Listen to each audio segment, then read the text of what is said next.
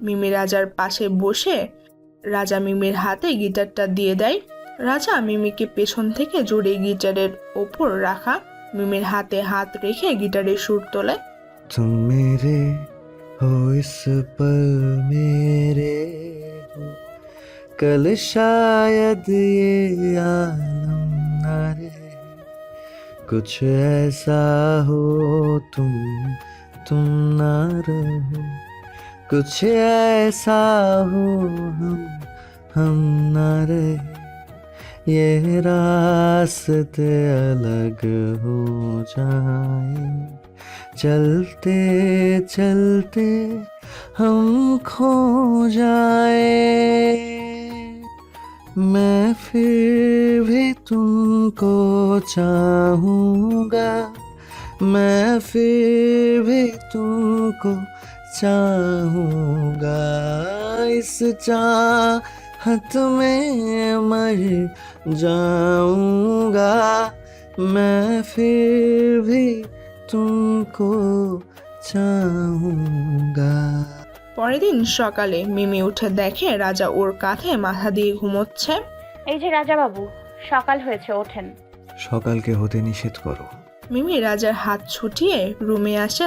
সব কাজ ভেস্তে গেল। কোথায় ভাবলাম অরিনের পিছু নিব রাতে, পাজিটার কাছে গিয়ে সব ভুলে গেছি। দেখি তো বিকাল থেকে এই পর্যন্ত কি কি হলো। ল্যাপটপ খুলে। এমা, আমি কিছু দেখিনি। কি বেহায় রে বাবা, লাজ লজ্জা কিছু নাই। ও, আমি দেখছি ওইটা, বা ওরা কিভাবে জানবে? দোষ তো আমারই। কি ব্যাপার মিমি, একা একা কি বকছো? কি না? ভাইয়া ল্যাপটপটা চাচ্ছে, দাও না। আস্তে, কানের মাথাটা তো শেষ করে দিলে। বলছিলাম কি, এখন আমি কাজ করছি, 2 মিনিট পরে দেই। 2 দিন পর? না মানে, আমি কিচ্ছু জানি না, তুমি গিয়ে বোঝাতে পারলে বুঝিয়ে এসো। এই না না, আমি কেন, তুমি যাও। পারবে না? ওর কাছে গেলেই ঝাড়ি শুনতে হবে। গেলাম আমি। মানু, মানু, যেও না, শোনো না। যা চলে গেল। ধুরু, কে কার কথাই কান দেয়। আমি আমার কাজ করি। এবার শোনো, যাচ্ছে সাউন্ড রেকর্ডারটা ভালোই কাজে দিয়েছে। রেকর্ডে যা যা শোনা গেল। এভাবে আর কতদিন অনিক? কুল ডাউন জেসি, কাজ খুব তাড়াতাড়ি শেষ হয়ে যাবে। আসতে বলো আমাকে, এখন অরিন বলেই ডাকবে। জেসিকার নামটা আমি প্রতিশোধের আশায় সমাধি দিয়ে দিয়েছি। ওকে বেবি, তোমার প্রতিশোধ আর অধিকার দুটোই আমরা দুজনে মিলে আদায় করব। Baby, love you. Love you too. একটা শয়তানি হাসির দিকে মনে মনে বলে, কে তুমি অরিন? আমার স্বার্থ সিদ্ধি হলে আমি অনেক তোমাকে চিনব না। কেউ একজন কেবিনে কড়া নাড়ে। আসুন। একজন মহিলা মা, কেমন আছেন? বসুন। রেকর্ড থামিয়ে। এই মহিলা কি করে অনিকের মা হয়? আমি তো রাজার ফুপির ছবি দেখেছি, তাহলে ইনি কিভাবে? না, বাকিটা দেখি। অরিন দৌড়ে গিয়ে জড়িয়ে ধরে মহিলাকে। মামনি, ভালো আছো? হ্যাঁ মা, ভালো আছি। কেউ আসতে দেখেনি তো? না, আমি গাড়ি পাঠিয়ে দিয়েছিলাম। আমি দেশে ফিরে যেতে চাই অনেক, যত তাড়াতাড়ি সম্ভব ব্যবস্থা করো। আচ্ছা মা, আমি দেখছি কি করা যায়, আপনি চিন্তা করবেন না। মিমি। মিমি তাড়াতাড়ি ল্যাপটপ বন্ধ করে দেয়। জি। কি? কই কি? আমার ল্যাপটপ কই? আমি জানি না। সত্যি জানো না? তা নয়তো কি, আমি মিথ্যা বলছি? উপস, ইটস ওকে, আমি খুঁজে নেব। রাজা বের হয়ে যায়। হ্যাঁ, যান, পেলে তো। কি বললে? কই কিছু না তো। বলছিলাম কি, কি? একটু। রাজা মিমির কাছে এসে 2 হাত বিছানায় রেখে মিমির খুব কাছে যায়। তুমি? আমি? নিঃশ্বাস প্রশ্বাস ভারী হয়ে আসছে মিমির। আমার? আপনার? রাজা আরও কাছে গিয়ে মিমির কাঁধের কাছে মুখ নিয়ে যায়, আর রাজার নিঃশ্বাসগুলো মিমির কাঁধে পড়ছিল। রাজা যতই কাছে যায় মিমি ততই নিচু হতে থাকে।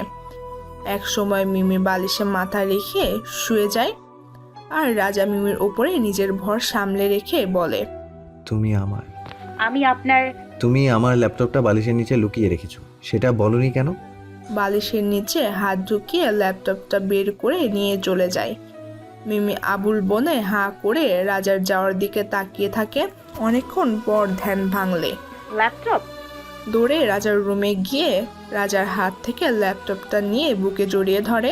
Strange, what the hell? রেগে যাচ্ছেন কেন? তোমার সাহস হয় কি করে আমার হাত থেকে ল্যাপটপ কেড়ে নেওয়ার? আপনি যত যাই বলুন না কেন, আমি দিতে পারবো না, মানে পারবো না। মিমি আসতে যাবে এমন সময় রাজা মিমির হাত ধরে এক হ্যাচকা টান দেয়। রাজা নিজের ব্যালেন্স হারিয়ে মিমিকে নিয়ে জোরে বিছানায় এসে পড়ে, আর ওদের দুজনের ভার সহ্য করতে না পেরে নিজের ব্যালেন্স হারিয়ে ফেলে।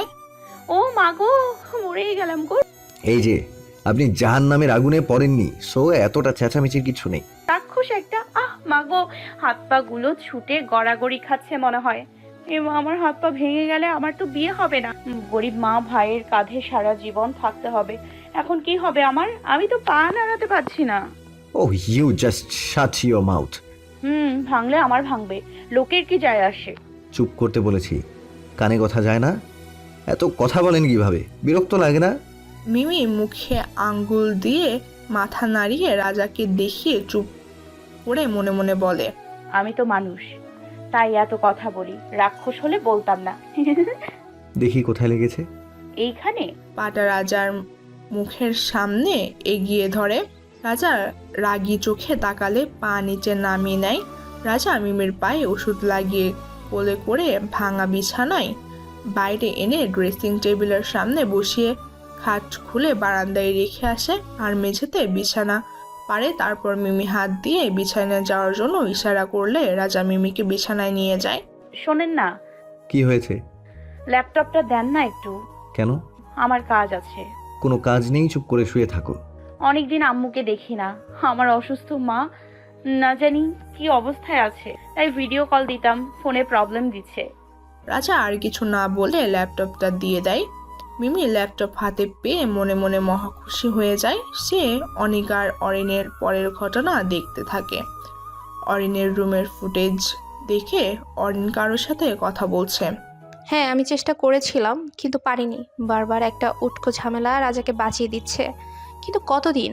মিমি বেশি বাড়াবাড়ি করলে ওকেই সরিয়ে দেবো আগে। মিমি এসব শুনে খুব ভয় পেয়ে যায়।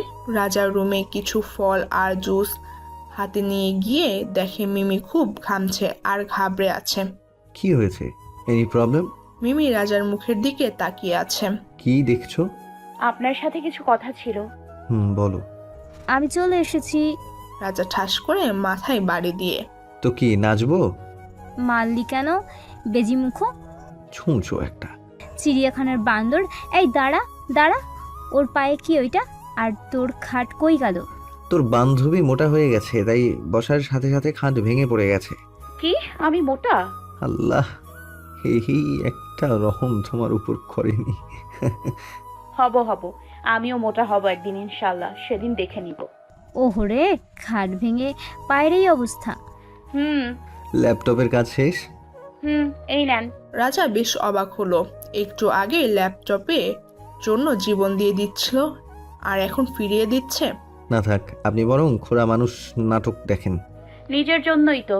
আবার খিদে পেয়েছে, খেয়ে আসি। মানু খেতে ছুটে গেলে রাজাও মানুর পিছনে ছুটে যায়। ওর খাবার কেড়ে খাওয়া ওর ছোটবেলার অভ্যাস। যাক বাবা, ভালোই হলো, বাকি কাজটা শেষ করতে পারবো। কিরে মা, পায়ে নাকি চোট পেয়েছিস দেখি? না আন্টি, তেমন কিছু না। আমি আজ একটু আবার বাইরে যাব, কাজ আছে রে। আর নিজের খেয়াল রাখিস। আমি মানালিকে বলে যাব, যা বলবে ওর থেকে নিয়ে নিবি। আজ আন্টি আমাকে নিজের মেয়ের মতো তুই তুই করে ডাকছে, খুব ভালো লাগছে। আচ্ছা, এত ভাবতে হবে না, আপনি তাড়াতাড়ি আসবেন। রাত হলে কিন্তু আপনার ছেলে আবার কাহিনী বানাবে। সে আর বলতে। আচ্ছা আসি। কি খাওনি যে? ল্যাপটপ নিয়ে মগ্ন। এই যে কিচ্ছু বলছি। রাত কা নেশা अभी आँख से गया नहीं। কি হচ্ছে? খাননি কেন? ক্ষুধা নেই। পায়ে লেগে যাবে, এইভাবে লাফালাফি করছেন কেন? গানটা সেই না? Dirty, what a language, savage. আপনার প্রিয় নায়ক নায়িকা কে? উত্তম কুমার আর সুচিত্রা সেন। এমা, ব্যাকডেটেড কাকু। কেন, আপনার কারা প্রিয়? ইমরান হাশমি আর জ্যাকুলিন। এমনি অসভ্য বলি? ঠিকই বলি। অসভ্যের কি আছে? থাকেন বিদেশে, লেখাপড়াও বিদেশে, মাকে মোমবাতি ডাকেন, আর ফিল্মের সময় এই অবস্থা। You are so irritating person. আমি জানি, আপনি এখন আসতে পারেন। বলে রাজা মিমের পাশে শুয়ে একটা কোলবালিশ জড়িয়ে ধরে উল্টো দিকে মুখ ঘুরিয়ে শুয়ে পড়ে। এটা কেমন অসভ্যতা? একটা মেয়ের পাশে এক ঘরে শুয়ে আছেন। রাজা মুখ ঘুরিয়ে মিমের দিকে তাকিয়ে প্রবলেম? হ্যাঁ, যেতে পারেন। রাগে রাগে তাকায় আর সব খাবারগুলো খেতে থাকে আর বকবক করে। যেতে পারলে তো চলেই যেতাম। আমার কোনো শখ নেই জন্তুদের সাথে থাকার। রাজা রেগে গিয়ে উঠে মিমিকে কোলে করে নিয়ে গিয়ে মনুর বিছানায় জোরে রেখে বের হয়ে নিজের রুমে চলে যায়। কত বড় হারামি দেখছো, লাগেনি তো তোমার? না, আমি ঠিক আছি। তুমি ওর রুম থেকে ল্যাপটপটা নিয়ে আসো। মানু ল্যাপটপ নিয়ে জোরে দৌড়ে মিমির কাছে এসে লুকায়। দেন ল্যাপটপ। না, দেবে না, ভাগেন। দিব না মানে? মিমি মানুর হাতে থেকে ল্যাপটপটা নিয়ে নিজের কোলে রেখে বালিশ চাপা দিয়ে নিয়ে বসে। পারলে নিয়ে নেন। রাজা মানুর দিকে তাকিয়ে। আমি মেয়েদের কাছে যাই না। রাজা রুম থেকে হন হন করে রেগে চলে যায়। এর মধ্যেই অরিনা আসে রুমে। নিজেও রেস্ট নেওয়ার ব্যবস্থা করে নিয়েছো দেখছি। হ্যাঁ গো, অযথা জানোয়ারের মতো মানুষের পেছনে ছুটে লাভ কি বলো? মানে? কিছু না। মানু, আমার ফেস প্যাকটা পাচ্ছি না, তুমি দেখেছো? না গো। ওকে, এই জন্যই আসছিলাম। অরিন চলে যায় নিজের রুমে। অরিন রেডি হচ্ছে কোথাও যাওয়ার জন্য। সে প্রায় সন্ধ্যা হয়ে গেছে আর রাজার মা আসেনি। বাসায় মিমি ক্যামেরা দেখে অরিনের পিছনে যাওয়ার জন্য প্ল্যান করে। যেই ভাবনা সেই কাজ। মচকানো পান নিয়ে খোঁড়াতে খোঁড়াতে গিয়ে আগে গাড়ির পেছনে ঢুকে ঘাপচে মেরে বসে থাকে। অরিন গাড়ি একাই ড্রাইভ করে নিয়ে গিয়ে একটা হোটেলের সামনে গিয়ে থামিয়ে মিমিও অরিন নামার সাথে সাথে নেমে যায়। হোটেলের সামনেই কিছু চেয়ার আর একটা টেবিল রাখা। সেখানে একজন মেয়ে আর দুইজন ছেলে বসে আছে। মহিলার মুখ দেখা যায় না, পেছন ফিরে আছে। আর ছেলেটাও মুখ দেখা যাচ্ছে না, শুধু লোকটার মুখ দেখা যাচ্ছে। অরিন গিয়ে লোকটাকে জড়িয়ে ধরে। মিম আড়াল থেকে ওদের সব কথা শুনছিল। ড্যাড, আজ আমাকে একটু তাড়াতাড়ি যেতে হবে, কাজ অনেক বাকি। বাড়িও ফাঁকা, বইটাও বাসায় নেই। ওকে জেসি, তোমার আম্মু এখানে থাকতেই চাচ্ছে না, বোঝাও কিছু। তোর ড্যাডির কথা বাদ দে, আমাকে বুঝিয়ে কাজ নেই, আমি আর থাকবো না। ওহ মা, শুধু শুধু ভয় পাওয়ার মানে হয় না। মিমির গলা শুকিয়ে প্রায় সবই পরিচিত লাগছিল।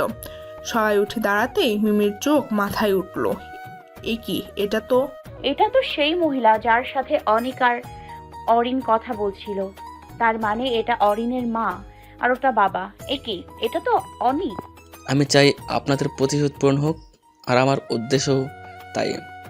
এভাবে ভয় পেয়ে পালিয়ে যাবেন না প্লিজ। নো মাই সান, আমরা কেউ কাজ শেষ না করে ফিরছি না।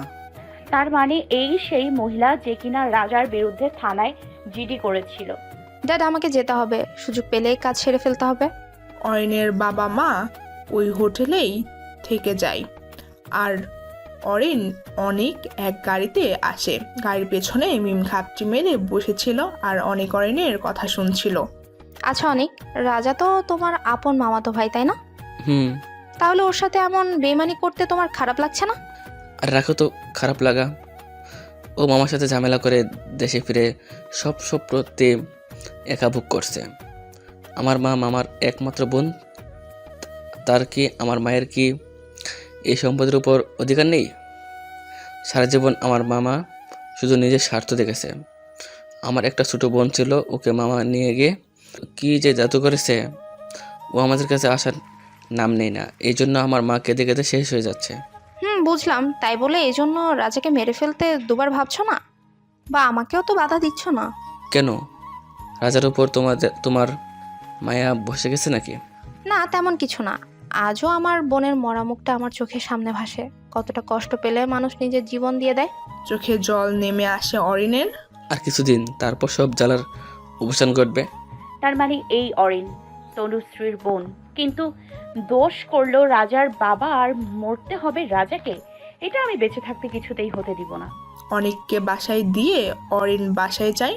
মিমি পেছনে রান্নার ঘরে জানালা দিয়ে বাড়ির ভেতরে গিয়ে দেখে উল্টো দিকে মুখ ঘুরিয়ে রাজা কি যেন করছে রান্নাঘরে। শব্দ পেয়ে পিছন ঘুরে তাকালে মিমিকে দেখে। কি পায়ে ব্যথা নিয়ে রান্নাঘরে কি করছো তুমি? মিমি প্রথমে খুব ভয় পেয়ে যায়, পরে রাজার কথা শুনে মনে মনে শান্তি পায়। কিছুক্ষণের মধ্যে রাজার মা আসে আর রাজা চায় দরজা খুলতে। কোথায় গিয়েছিলেন মিসেস চৌধুরী? আসলে আমার এক বান্ধবীর ছেলে হঠাৎ অসুস্থ হয়ে পড়েছিল, তাই দেরি হয়ে গেল। বাবা, রাগ করিস না। ও আচ্ছা, তাই বুঝি। মা, আমাকে মিথ্যে বলে লাভ নেই। তুমি প্রায় এরকম কোথাও একটা যাও, আর কোথায় যাও সেটা আমাকে দিয়ে ঘাটিও না প্লিজ। কথা শেষ করে রাজা রাগে ফুলতে ফুলতে চলে যায়। রাজার মায়ের পেছন পেছন অরিনও বাসায় ঢুকে যায়। মিমি ঘোরাতে ঘোরাতে রুমে যায়।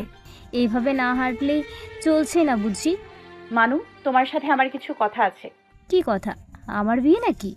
মজা করো না, দরজাটা লাগিয়ে এসো। মানু দরজাটা লাগিয়ে এসে মিমের পাশে বসে।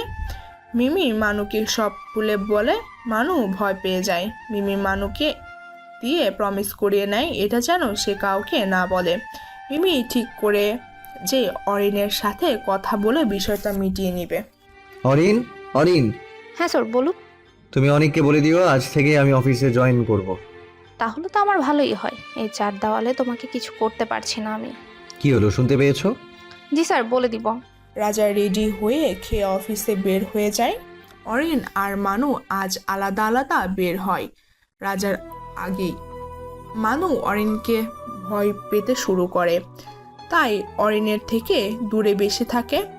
অফিস শেষে রাজা বাড়ি ফেরার সময় হঠাৎ গাড়ির ব্রেক কাজ করছিল না।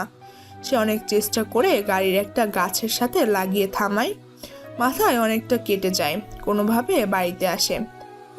কি হয়েছে তোর বাবা? রাজাকে ধরে নিয়ে রুমে যায়। হাওমাও করে কাঁদতে থাকে। রাজার মায়ের কান্না শুনে মিমি রাজার রুমের দিকে যায়। কি হয়েছে ওনার? মাথা থেকে তো অনেক রক্ত ঝরছে। তো মাথা থেকে? আরে কিছু হয়নি, আমি ঠিক আছি। ঠিকই তো, কিছু হয়নি।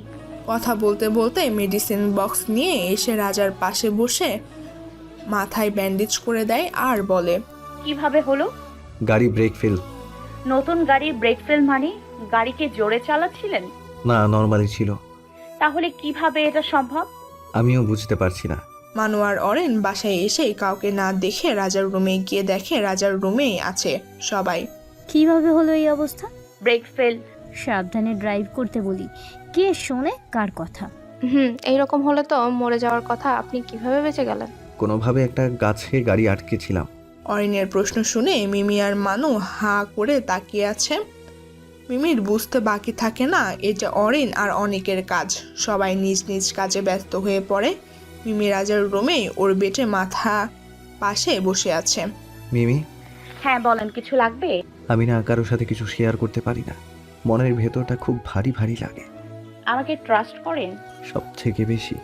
তাহলে কথা চেপে রাখেন কেন? সব বলবেন। বলবো। অনেক কিছু বলার আছে তোমাকে। মিমি রাজার জন্য স্যুপ বানিয়ে নিয়ে আসে, নিজের হাতে খাইয়ে দিবে। হ্যাঁ করেন। Vegetable soup? আমি খাবো না। মিমি জোর করে খাইয়ে দেয়। রাজা মুখ বিকৃত করে খেয়ে নেয়। ঘুমান এবার। ঘুম আসবে না? আসবে, আমি মাথায় হাত বুলিয়ে দিচ্ছি, ঘুমান। মিমি রাজার মাথায় হাত দিয়ে চুলগুলো নিয়ে মুঠো করে ধরেছে আর ছাড়ছে। রাজা এক হাত দিয়ে মিমির একটা হাত ধরে রেখে ঘুমিয়ে যায়। মিমি আস্তে করে রাজার থেকে সরতে যাবে, ঠিক সেই সময় রাজা মিমির হাতটা আরো শক্ত করে ধরে। মিমি উপায় না পেয়ে রাজার পাশেই বসে থাকে। হঠাৎ বাইরে খুব অন্ধকার ঘনিয়ে সন্ধ্যাবেলায় খুব বাতাস শুরু হয়। এই সেরেছে, আমার জামা কাপড় সব ছাদে দেয়া আছে, আর রাজার গুলোও তো ছাদে। সব আবার উড়ে গেল না তো? মিমি রাজাকে কোনোভাবে ছাড়িয়ে দৌড় দিয়ে ছাদে যায়। গিয়ে দেখে কাপড়গুলো সব উড়ে যাচ্ছে। মিমি একটা একটা করে কাপড়গুলো তুলে সিঁড়ির ঘরে রেখে আসে। কি, রাজার নীল রঙের শার্টটা কই? এই সেরেছে, আজকে কাঁচাই চিবিয়ে খাবে। ওটা ওর প্রিয় শার্ট ছিল। মিমি ছাদের এদিক ওদিক ভালো করে দেখে। হঠাৎ ওর নজর পড়ে ছাদের পাশে বিরাট আমড়া গাছের ওপর। পেয়েছি, ওই তো শার্ট। মিমি এদিক ওদিক খুঁজে একটা লাঠি পায়। যদিও লাঠিটা দরকারের তুলনায় ছোট, তাও মিমি চেষ্টা করতে থাকে। হঠাৎ ব্যালেন্স হারিয়ে নিচে পড়ে যেতে লাগলে এমন সময় রাজা এসে মিমির হাত ধরে টান মেরে বুকে জড়িয়ে ধরে। একটু পর মিমি রাজার মুখের দিকে তাকিয়ে দেখে রাজা রাগে লাল হয়ে গেছে। কমন সেন্সটুকুও নেই? এতটুকু লাঠি দিয়ে এত দূরের শার্ট নেয়ার জন্য মরতে বসেছিলে?